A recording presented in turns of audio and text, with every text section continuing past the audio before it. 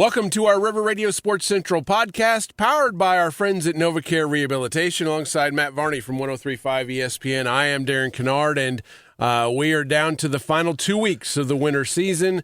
Not that we've been counting down or anything like that. It feels like it, if you've tuned in week after week, but some of it is just remorse that it's almost over. And, but at the same point, we are to the nitty-gritty, and we've got some tremendous games on tap and still with some teams alive to win a state championship. Yeah, it's a great time, and, sometimes we walk into this sectional Friday for boys, and we're lucky to have maybe even one from the direct area. The fact that we have three from the direct area still competing. Breeze Central you can throw in there as well. I was talking with Byron Heltzler earlier, who's been getting great photos for us, and was saying, kind of like they're just a little bit out of the area, but at the same time, I mean, they are Southern Illinois. Right. I mean, Belleville's Southern Illinois, but they just are just a little bit further out. But there's intrigue, and when's the last time we had three sectionals all within a stone's throw of each other? Oh, and that's been like manna from heaven compared to the girls last week, where it was the closest one was Trico,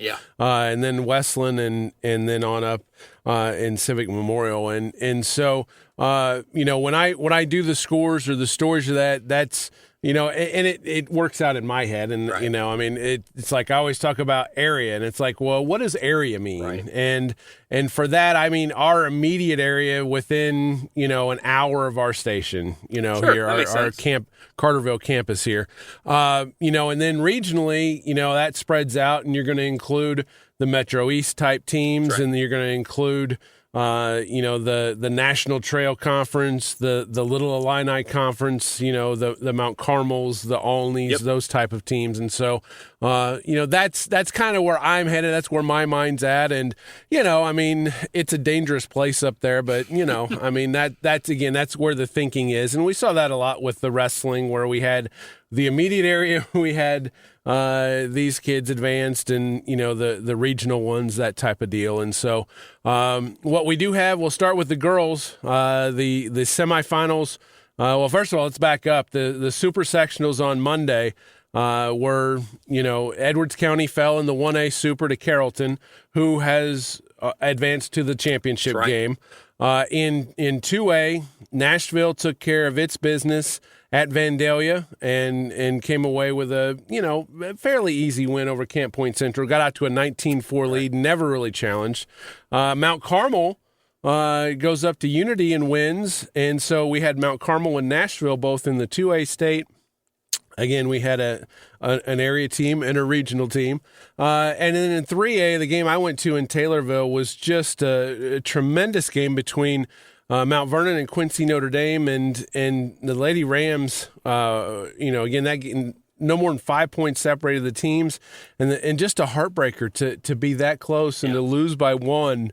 But what a great season for the Lady Rams and a great group of seniors. Yeah, and I got a chance to go to Mount Vernon as they were preparing for the super sectional game because they were team of the week and everything. So I got to go there, and you could tell that they were excited, they were ready to go, and just it's unfortunate that it ends that way. But at the same time, someone's got to win, someone's got to lose.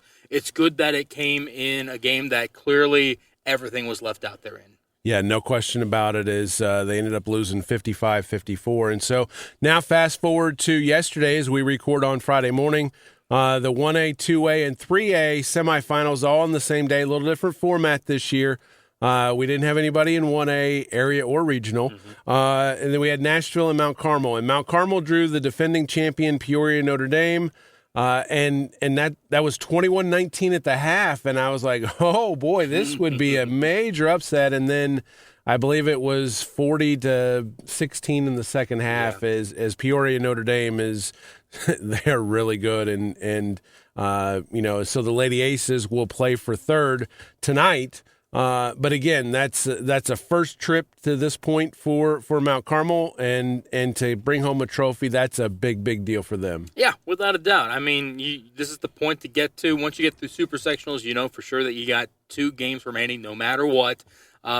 Lay it all out tonight, like I just said about Mount Vernon. Lay it all out tonight. See if you can bring home third place. That'd be pretty fantastic. Just They've done a great job. We talked about it last week about how they've been building their girls programs all across. We talked about golf every fall, but to see also the girls basketball team doing as well this year is fantastic. And best of luck to them tonight. And so what that sets the stage for, because in the second semifinal, Nashville really took care of business against Chicago Phillips. Phillips was without a starter who had gotten ejected in the super sectional. They lost their center within the first minute, so they were essentially down two of their top players. I'm not sure that it would have mattered. Nashville, especially the Brinkman twins, really carried the mail yesterday as they Phillips really just didn't have an answer. Summer had 18, Samantha had 12. They got great bench play as well. Claire Stigman came off the bench to give them 11. And Emma Bierman, who had been so efficient through this point in the postseason, didn't have a great day shooting. Still ended up with 8 points.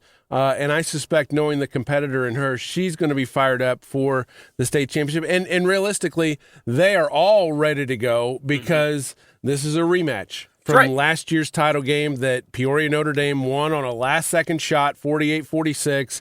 And listening to the girls in the post game yesterday, and then talking to some of them afterwards in our individual one-on-one interviews, they have had this circled, this possibility, wanting another crack at them, and now they've taken care of their business, and they will get that Saturday at 3 in I still call it Redbird Arena. I mean, that's how I knew it growing up always. But and you mentioned about Bierman having a not so great game on Thursday night. Well, that means that she's gonna bring it on Saturday. You're allowed one. And so she'll be ready to go for the finals, as you mentioned. And so, this is what you play for, especially when you go to the finals and you lose to somebody. You sit there and say, man, I want one more chance. And that's what Nashville's been afforded here. So best of luck to the Hornets. We'll all be rooting for them here downstate. And, time to take that number 2 trophy and slide it a little bit on over for hopefully a number 1 trophy. Yeah, and again, this is Peoria Notre Dame is a little different than last year. They graduated their leading scorer, who is Brian Wardle's daughter. Oh yeah. His other daughter is a junior, and she's the third leading scorer on this year's team.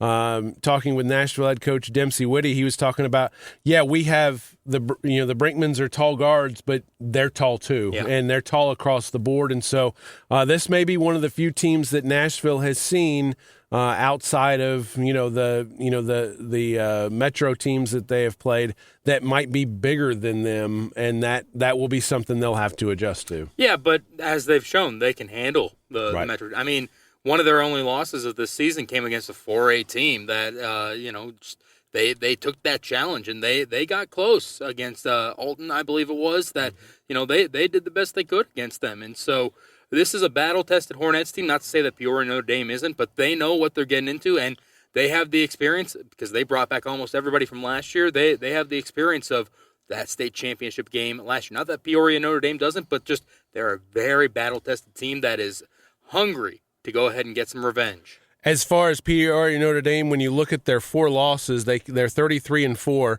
They lost to Washington, who was a 3A semifinalist, and they lost to Incarnate Word out of Missouri, who's a national type power team. They lost to Alton, who's a 4A semifinalist later today.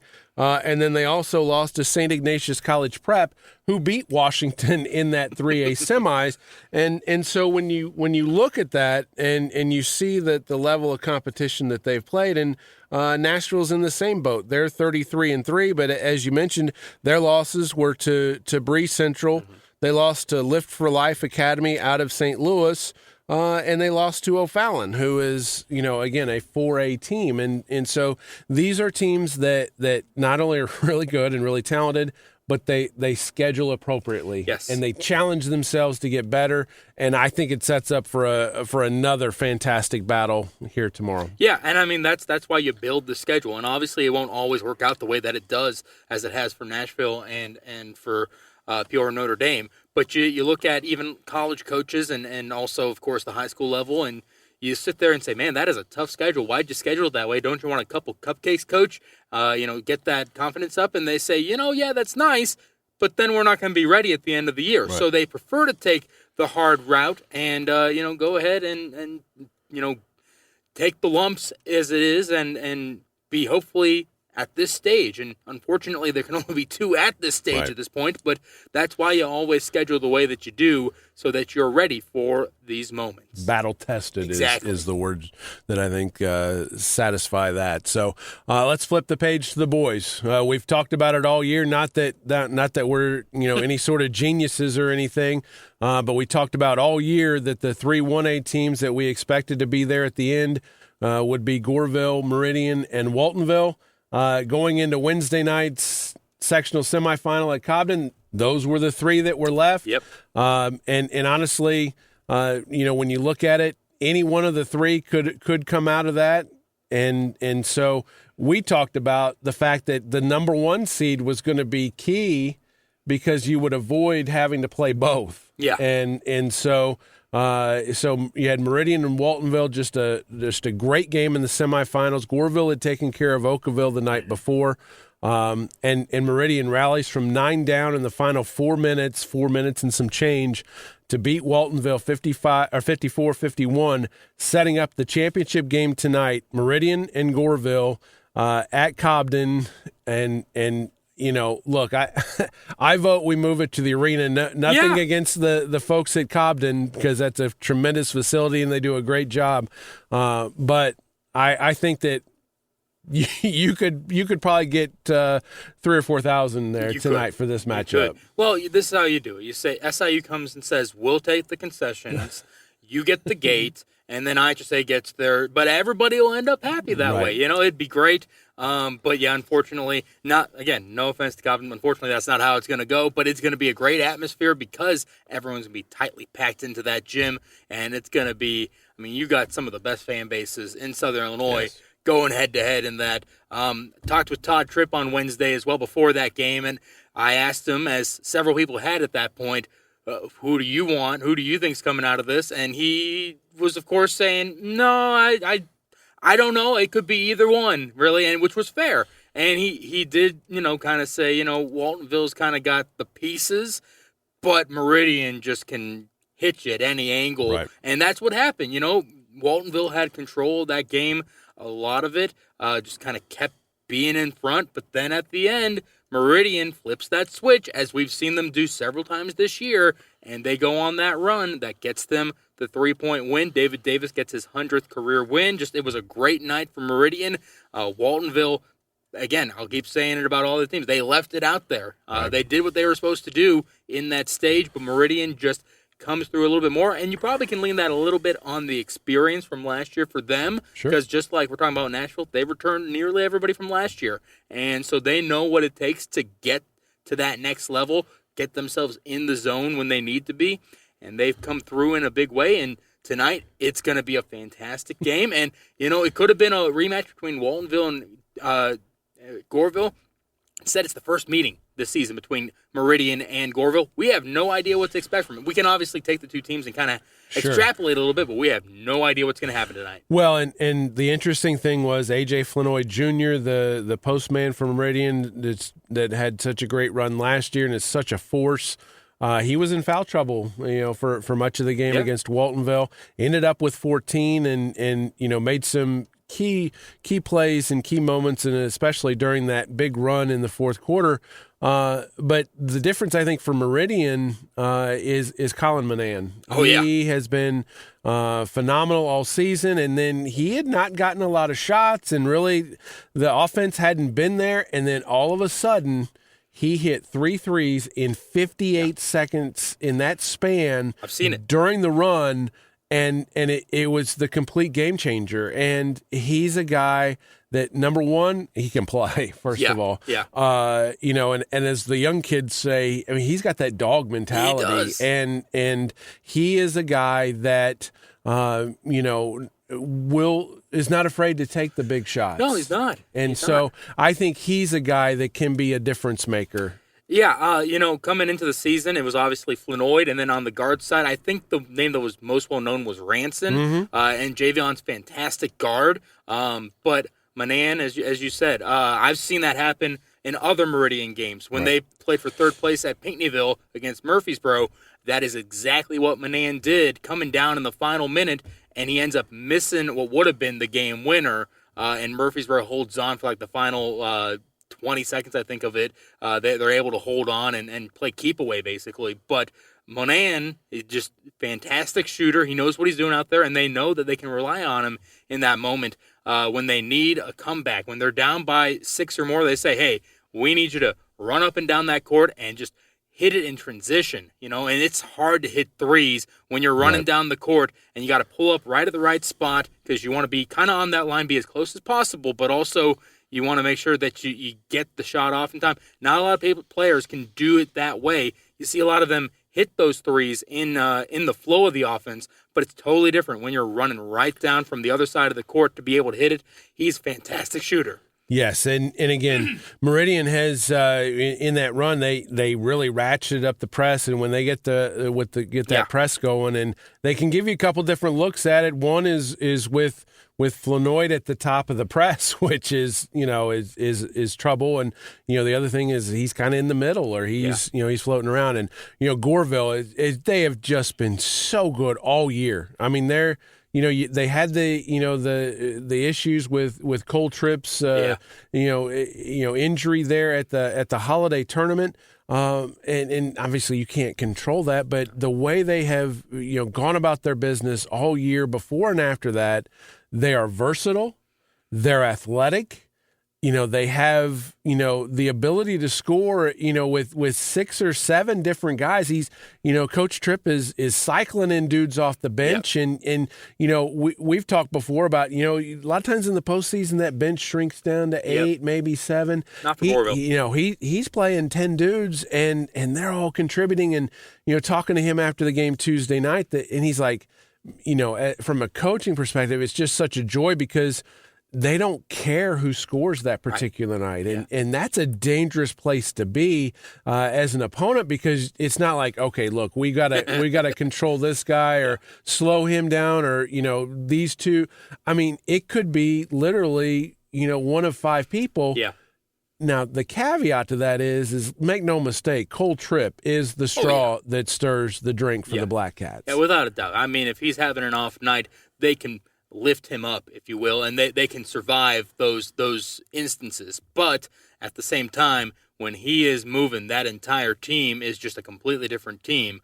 But as you mentioned, last year, maybe the year before that as well, Goreville wasn't exactly what we had become accustomed to. Not to say that they weren't any good. They were plenty good, but they just were not that next level that we're usually seeing the Black Cats. This year, they're right back to it's not necessarily that they have bench players. They certainly have starters, but they have Group A, Group B. They just cycle those guys out, like you said, and it's fantastic to see. When Goreville is good, they always have just 10 guys that could all be starting for them at any point in the season, and they're fantastic. But as you say, Cole Tripp is the one that makes sure that everything goes. But it's not like a star player where if he's not going, the motor's not running. He's just the guy that's making sure that the coolant is running and everything. Like he keeps everything just keep moving forward.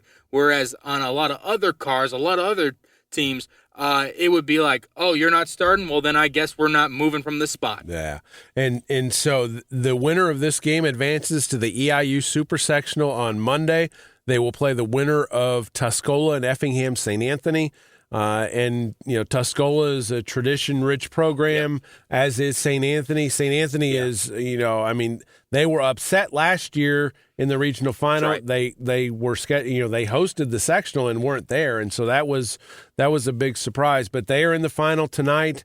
I would say that they're probably the favorite. If there is such a thing. But again, pick whatever combination of the 4 ends up on Monday night. That's going to be fantastic must-see basketball. Yeah, tonight for both sectional finals and then super sectional on Monday, everyone that's going to be in attendance at those 3 games, in for a treat. That's all I got to say about it. 2A. We knew that the two subsectionals were, not quite the same. Right. We knew that we've called it for weeks the subsectional of death, the one over the 2A Western bracket, so to speak. And then when you get to the sectionals, they cross matchups, the 1 and 2 and 1 and 2. And so Tuesday night, Bree Central got some revenge for last year's sectional final loss to Benton as they beat the Rangers 41-30. And then Wednesday night, Altoff really was sluggish early, and Vienna played really well, and hat tip to the Eagles. Because when you look at that, a 5, Altoff won, the number one team in the state, and it's like, ooh, how bad is this going to be? Well, it was 7 points going into the fourth, right? Yeah, and so it was quite a battle, and Altoff ended up winning by 17, right? Yeah, but that's not indicative of what that game was. No, it was much closer than a lot of people thought. Yeah, I was shocked by it, and as you mentioned, Altoff was sluggish with it. Maybe they're going in thinking, like everybody else, it's a 5. Who knows? But when you get down to it, Vienna played one of their better games of the season. They came in saying, we know exactly what we have to do. We have to be perfect if we want to beat this team. And they did just about everything that they could. But Altoff is just such a good team, and they pull away late. But, I mean, when you're walking into the fourth quarter with only a 7-point deficit, as Vienna, you're sitting there saying, why not us? And you've got a Hall of Fame coach in Bertlin Brower on that bench, sitting there telling his guys, you can do this. And again, it's just Altoff is just so good that they were able to finally flip that switch when it mattered to make sure that Vienna didn't get any closer. If Vienna gets to 4, to 1, Altoff is scrambling. They were. I wasn't there, but I have to assume at 7 points going into the fourth, they probably were all looking around being like, should we be nervous? Right.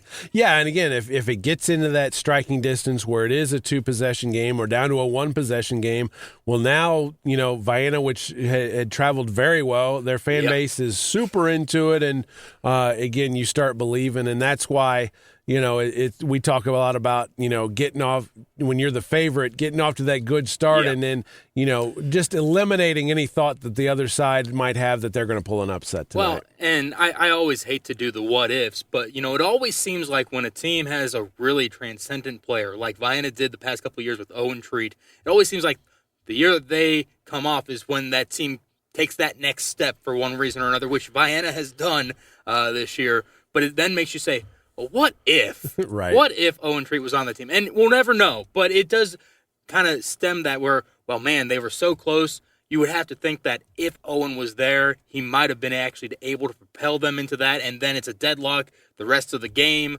and maybe he makes the final shot, or Job Winterroud makes that final shot again. It makes you think, but at the same time, we'll never know. But it's especially coming into the season.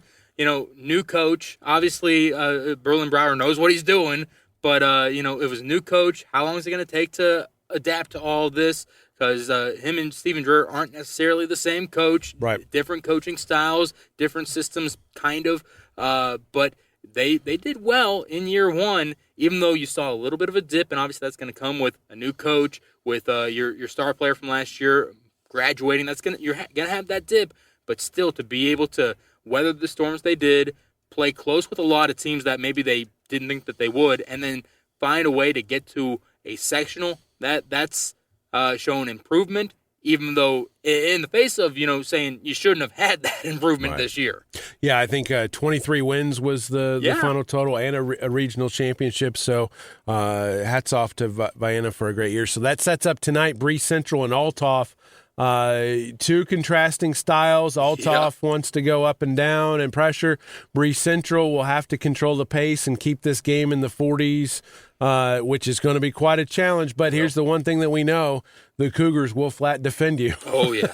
And so now the question is, how will they be able to defend Altoff? The Crusaders already beat them once by 20. And then, so that's one of those things where, again, the human nature aspect of it, well, we beat them by 20 before. Right. Do they think they're just going to walk into Carterville and walk away with the plaque pretty easily? If they do that, they're gonna get hit in the mouth real quick, because the Cougars are physical. And again, this is a team that graduated 7 or 8 from last year's sectional championship team, right, and now they're back in it. So 4 straight sectional title games for Bree Central.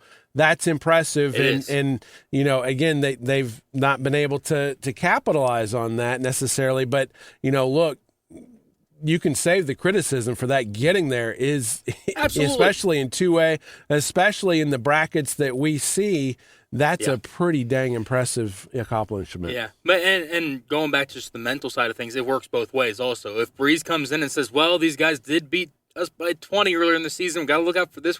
They don't go in there just treating it like another game, and they're thinking about that game earlier in the season. They'll get on their heels, and that's exactly what Althoff wants. Every opponent, they want to put them on the heels. And if Althoff walks in and says, "Oh, they're already on the heels," they're going to be off to the races, and that'll be bad for the Cougars. But it should be a good game because both these teams coming into tonight, especially with Althoff being a little sluggish on Wednesday night, and Breeze Central being so experienced with this, I would like to think that they both are going to be level-headed and not even thinking about the game earlier this year. I would think that they're both going to be at 100% tonight, not thinking about anything than tonight, and that'll make for a great game. Last week I saw Althoff really take care of Pinckneyville over at Chester, and clearly Deere Hill Jr. is the guy that gets all the headlines. He's going to Oregon, a football commit. He's pretty dang good in basketball too, but he's not their best player. He's obviously their best athlete, but they've got a couple other guys that can really shoot it, and I don't know. I've seen them twice, parts of 2 games here, and they've got a senior named Bryden Grismala, who I've not seen miss a shot. I mean, that dude, and it's, to quote Gus Johnson, it's pure. I mean, it is such a sweet stroke. And so, again, it's just they have a lot of weapons, and it will be quite a challenge, and I'm interested to see how this plays out. Well, the one thing that I'll say, because I haven't been able to see Althoff play yet, but with a name like Grismala, that is a name made for March Madness, whether it's the original March Madness that they're playing in right now, or somewhere down the road when he's playing for a mid-major like Oakland or something. Someone's going to fall in love with that name, and he's going to go off one day when he's playing against Providence or something, and it's going to be a fantastic day. You could hear hear Gus going off with that one. So 3A at Marion, Tuesday night, we saw Triad beat Mount Vernon. It was a tight game. Rams were actually up 1 in the third, and then Triad went on an 18-0 run into the third, start of the fourth, and they ended up winning that one. They were a number 1 seed from that subsection over there.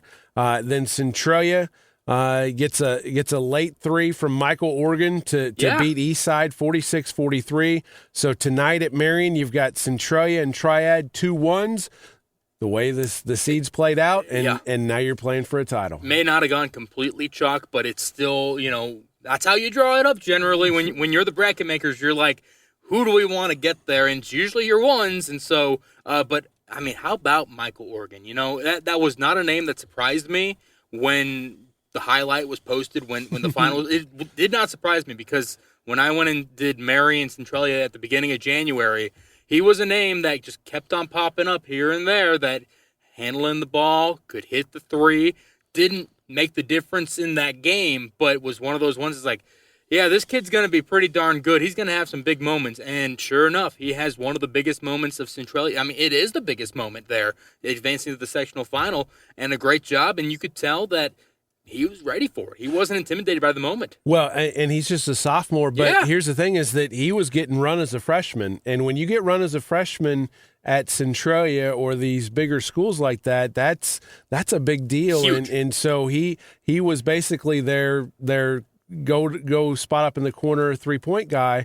And so, look, I mean, it spoke volumes that they ran the play, and he's there, and he knocked it down. And so that's the guy that they have confidence in to shoot that shot. And again, we've talked about Centralia a little bit on previous episodes. They have got such a such a neat mix of youth and old guys, and I can say that as an old guy, but Dustin Collins feels like he's been there forever, and one of their leading scorers, if not their leading scorer, and then you've got the freshman Archie Guai. Oregon's a sophomore, and so it's Devin Meyer. I think he's a senior also, sure, and so they've got just a cool mix, and that doesn't always work. No, but when it does, but it's working now, and they're a win away from getting to the Elite Eight. Well, and when you watch that play, I mean, obviously it's kind of a street ball play to begin with because you're running down the court. You're like, we only got so many seconds. We got to move here. But at the same time, you watch that play, and you can kind of tell that he wasn't the first option. And honestly, he may not have been an option on that play at all because they cut in, and then they say, okay, there's a defender here. We can't do that. So they pop it back out, and then the guy that got it didn't see who it was that ends up getting it. But he pops it immediately over to Oregon and says, you take the shot. And he does it with zero hesitation. It was a great play by the sophomore. And I have a feeling that as a sophomore, he's probably got a couple more of those moments in him. And again, if they win, they would advance to the Springfield Super Sectional. That would be Monday night. So we still have 3 local teams still alive. Could have 2 after tonight. We know we will have 1. Yeah. Hoping we have 2, though. And it would be nice to have 2 and make me scramble to try to figure out how we're going to get things covered Monday.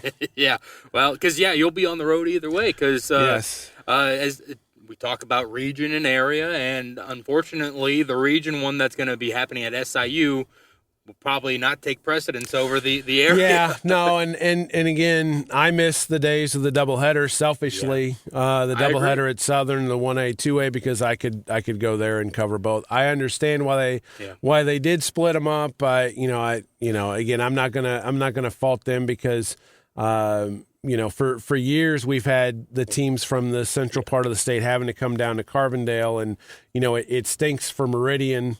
Or Goreville that now they're going to have to make the 3-hour trip. But we've seen Tuscola down here. We've seen obviously T-Town a bunch in 2A, and could see them again Monday night. T-Town's in that they're in that other sectional final. Well, when they announced it last year, the impression that I got was that it was going to actually start rotating between the two. And I guess I just made that up in my mind because then when they announced it this year that 1A was staying at EIU, I was like, well, okay, I guess that's not happening. But it made sense to me that, okay, 1A goes up there last year, and then they'll come back down here this year, and as a return, 2A will. Right. It made sense to me, but at the same time, it also makes sense that if it was successful last year, don't fix what ain't broke. Well, and it was such an unfortunate situation in that the year it moves to Eastern, you end up with Meridian and Christ Our Rock Lutheran, right? Which would have been a great draw at Southern. Oh gosh. And now in 2A, if Althoff wins, they don't travel great. I mean, they've it's a smaller setup. And it's not Bree Central makes it. There'll be a great crowd. Oh yeah, no. But if it's Althoff, and then say it's Warrensburg Latham, who's coming from 2 hours and 45 minutes away, it's not going to be a great crowd at the arena Monday night. No, but if it is Breeze, what I'll tell you is what a Breeze native told me a few years ago. You're going to be able to you're going to be able to look at that and say, okay, when's the game start? Okay, how long does it take to get to Breeze? You're going to be able to hit every house and rob them all because all the town's going to come, okay? The last one out needs to turn the lights off. Yeah, so. Exactly, because that's exactly what was told to me a few years ago when Breeze Mater Dei and Breeze Central were competing, and they both knew that if they won in football, that they'd both be on the road into the quarterfinals, and they both ended up doing that. But I was told, if we all win, then you'll be able to hit us next week if you want. Well, and that was, going back to the girls tournament, there was a conversation in the media room by a reporter from Chicago was asking, well, where is Nashville? And they were explaining to him where it was. And it's like, oh yeah, it's 2.5, 3 hours from here. And he's like, wow, they brought a great crowd. And they did. Yeah. And so, on my video, it looks like, there's a lot of empty seats, and there were. I mean, it's a Thursday afternoon. Right. Phillips doesn't have a big following. Sure. Peoria, Notre Dame, and Mount Carmel wasn't going to stick around, and so with the Nashville folks, they were off to my behind me and to my left, so you didn't really see them unless I turned to get the shot. But they filled their corner, and I think Saturday's going to be the same way, and I think that and this is the advantage of the. The disadvantage is playing on a Thursday. Yep. The advantage is not having the championship game till Saturday. It's at 3:00. Going to give a lot of people from Washington County a chance to get to Bloomington. Yep, you got plenty of time to hit the diner before you leave and get some breakfast in you and then get on up there. Probably can watch a couple games beforehand, or you can leave at about 11, I'd say, to give yourself enough time with traffic and everything, and you'll still have enough time to catch opening tip. But you probably should be leaving at about 8 a.m. tomorrow to make sure that you get there in time, settle on in, and just enjoy the day. Have a nice stress-free trip, get you a nice meal, and then go watch a championship game. That sounds like a good day. Well, and let me tell you also, you could leave tonight if you really wanted to. You have to get a hotel room, obviously. But Bloomington specifically, I'm pretty sure that's still the case, most restaurants per capita. There is a lot of restaurants in Bloomington Normal, and I think specifically Bloomington, I think it is most restaurants per capita in the nation. So you could turn a corner and you're going to find whatever you want. Yeah. You have your chains, you have your local areas. It's a fantastic place if you're a foodie. I'll tell you that much. Well, there's a reason why I got this pick. I was going to say I'm a foodie, so we'll get some things, do some damage up there. So that's going to do it for this edition of the River Radio Sports Central podcast, powered by our friends at NovaCare Rehabilitation. We'll be back next week, same time, same place. For Matty V, I'm Darren Kinnard. Have a great weekend, everyone.